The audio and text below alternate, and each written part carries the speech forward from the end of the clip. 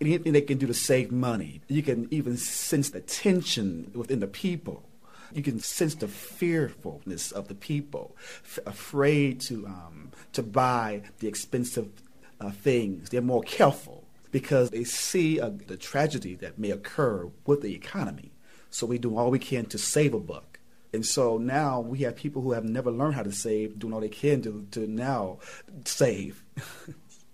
Most people in our community are not familiar with investments.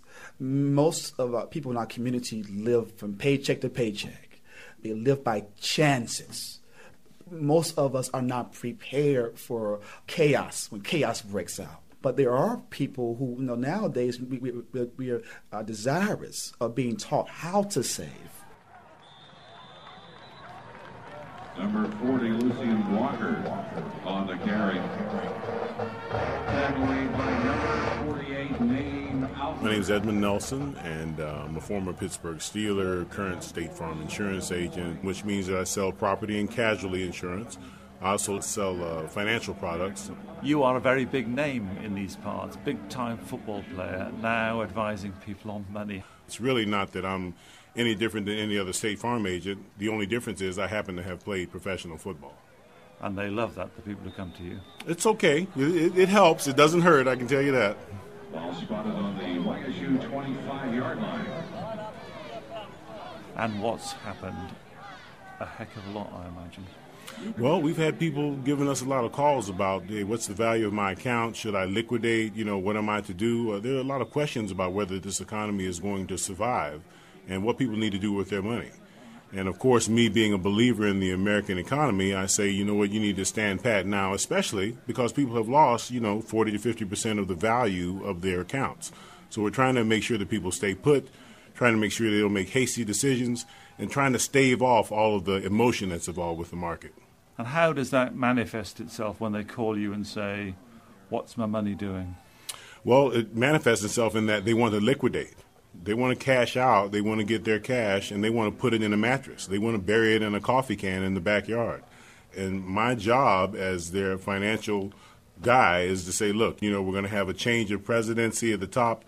There is hope for the American economy, but there are some fundamental changes that are going to have to be made, and we're looking to a great leader to do that. Are people frightened? Scared to death. People are absolutely scared to death about what's going to happen to their money.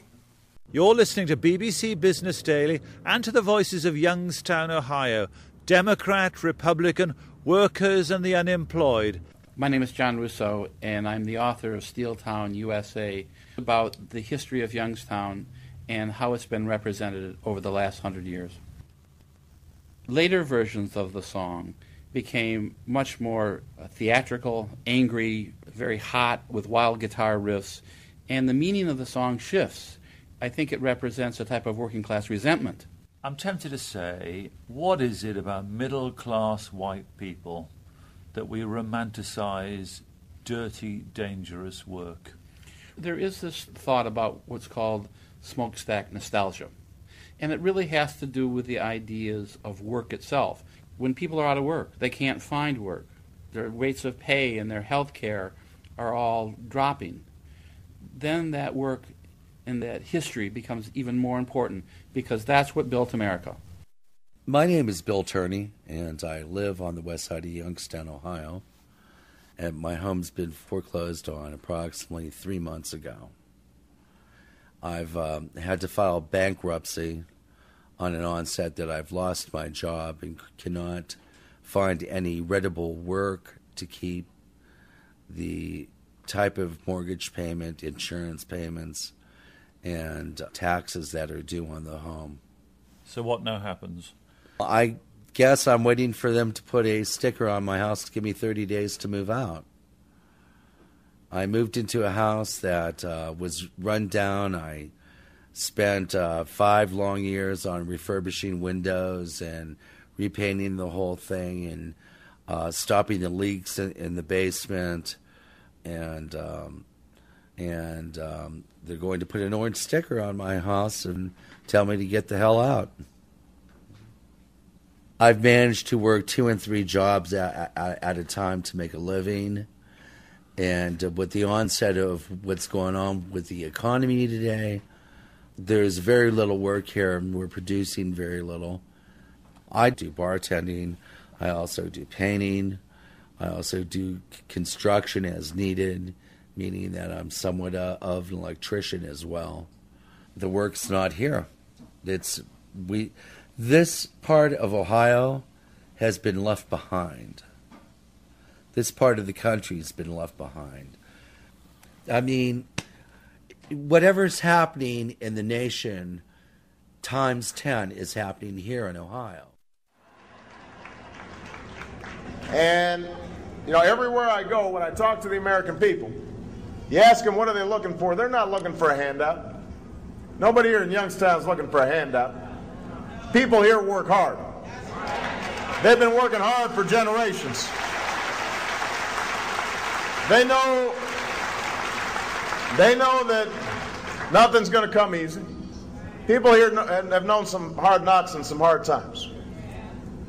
But what people in Youngstown believe is that here in America, you should be able to make it if you're willing to try. That you should be able to find a job that pays a living wage. My name is Jay Williams. I'm the mayor of the city of Youngstown, Ohio. You're the man whose task it is to turn this economy around. How are you doing that?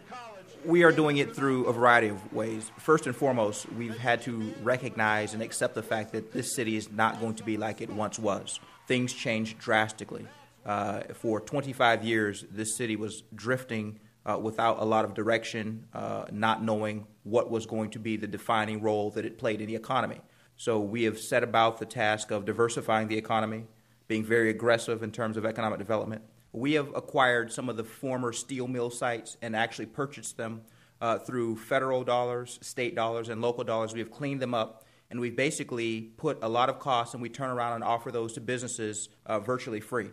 In addition to that, we offer tax abatements and we offer grants to attract businesses. And with the financial incentives that we scrape together, because it is difficult scraping them together, we've been able to lure companies to invest here, which ultimately adds to the tax base, but it is a very long, tedious, and difficult proposition. We lost 30,000 jobs in a matter of probably 3 or 4 years. Do mournful dirges like Bruce Springsteen's Youngstown help? That has become inconsequential at this point. At the point in which the song was written, this community was going through a very difficult, soul-searching anguish. So the song had much more relevance when it was written.